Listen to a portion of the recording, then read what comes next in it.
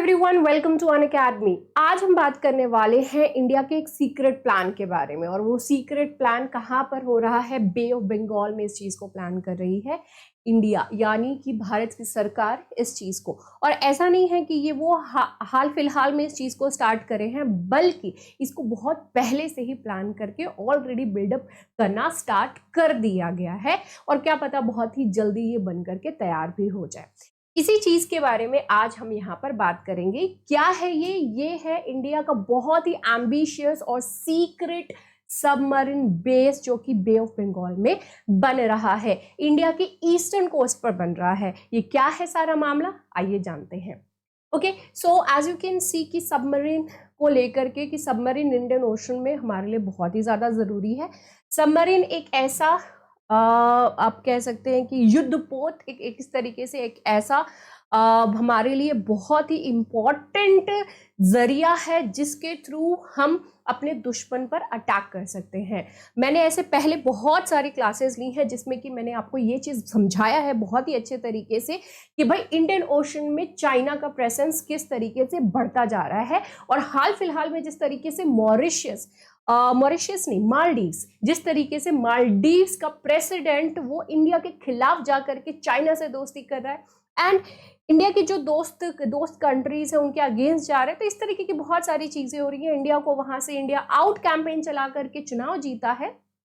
तो इसी से ही पता चल रहा है कि चाइना वहां पे अपने लिए कितनी बड़ी अपॉर्चुनिटी देख रहा है, राइट। सो इंडियन ओशन जो कि हमारे लिए बहुत ही इंपॉर्टेंट है। इंडियन ओशन एकमात्र ये एक ऐसा महासागर है जो किसी देश के नाम पर है, या राइट। सो ये इंडियन ओशन में प्रेजेंस चाइना बना रहा है सो दैट वो इंडिया को एक, आप कह सकते हैं, साइकोलॉजिकल प्रेशर या फिर वॉर टाइम जैसा, अगर वॉर जैसा सिचुएशन कभी इन फ्यूचर में होता है तो वो इंडिया पे, भारत पे बहुत ही आसानी से अटैक कर सकता है।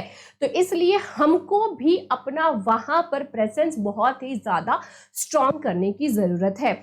तो ये बेस भी इसी चीज के लिए बनाया जा रहा है बे ऑफ बंगाल में। आप ये देख सकते हैं कि किस तरीके से इसका पूरा कंस्ट्रक्शन हो रहा है। सबमरीन से रिलेटेड है तो ऑब्वियस सी बात है कि ये अंदर की तरफ ही होगा, कोई ऊपर की तरफ वाली चीज तो है नहीं, जमीन के धरातल के ऊपर वाला मामला यहाँ पर नहीं है। तो यू कैन सी कि एक टनल जैसा यहाँ पर बनाया जा रहा है, राइट।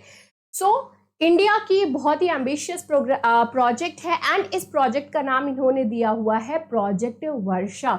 इसका नाम ध्यान में रखिएगा। इस प्रोजेक्ट का नाम क्या है? प्रोजेक्ट वर्षा। ये 1680 एकड़ में फैला हुआ है, यानी कि 1680 एकड़ नेवल बेस है। ये इतना बड़ा एरिया में है। ईस्टर्न कोस्ट में इंडिया का कौन सा area? So that is the रामबिल्ली में इसको बनाया जा रहा है, वहां पे इसको कंस्ट्रक्ट किया जा रहा है इस पर्टिकुलर नेवल बेस को।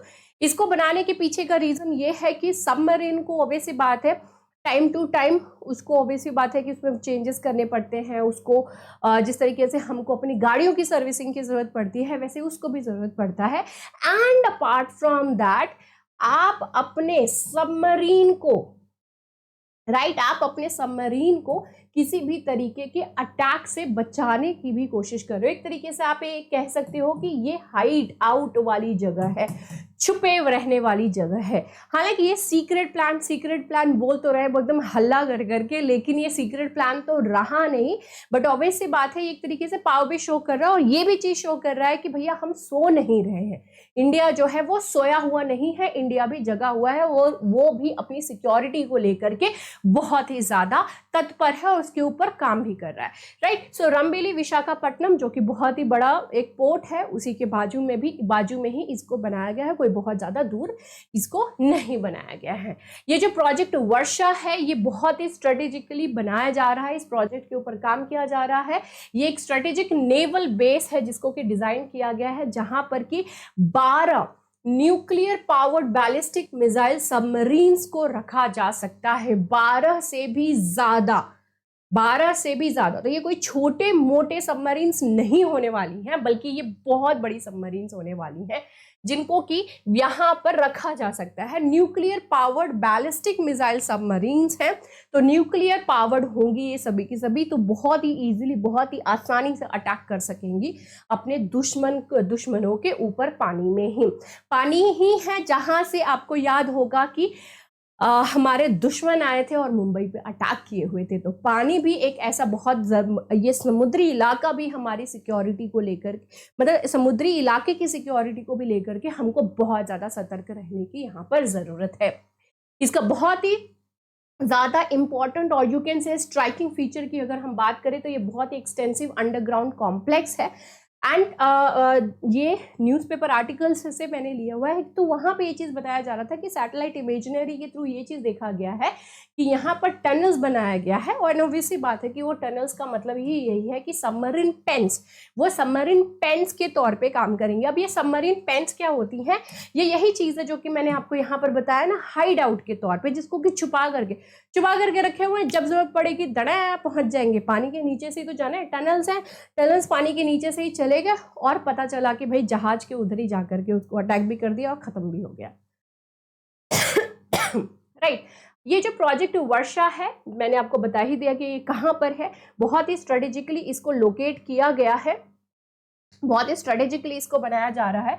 आप यहाँ पे देख सकते हो कि भारत है और यहीं पे ही ये रमबेली, यहाँ पर इसको ये प्रोजेक्ट वर्षा इसी के पास यहाँ पर बनाया जा रहा है। अब ये बे ऑफ बंगाल में इसका बनाने के पीछे का रीजन क्या है, आपको मैंने बता ही दिया कि ये इंडियन ओशन, एक तो इसको लेकर के हमारी सतर्कता यहाँ पर दिखाता है। हम यहाँ पर अपनी प्रेजेंस बनाने की कोशिश कर रहे हैं कि भाई अगर किसी तरह कोई चीज़ होती है तो हम भी अटैक करने के मोड में एकदम आसानी से रहेंगे।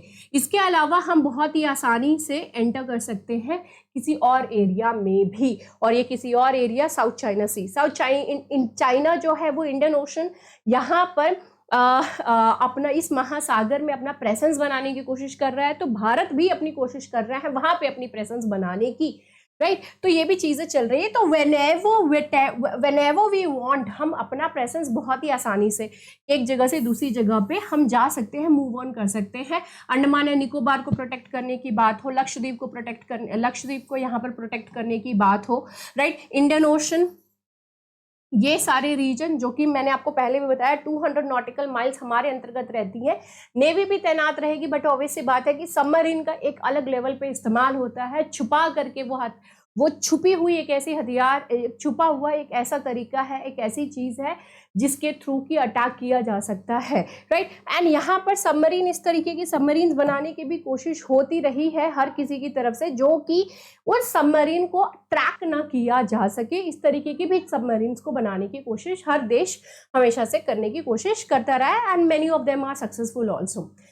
अब इस प्रॉक्सिमिटी में क्या हो रहा है कि ये बहुत ही स्विफ्ट रिस्पॉन्स है, एंड यहाँ पर कोलैबोरेशन के साथ काम किया जा रहा है भाभा एटॉमिक रिसर्च सेंटर यानी बाग के द्वारा।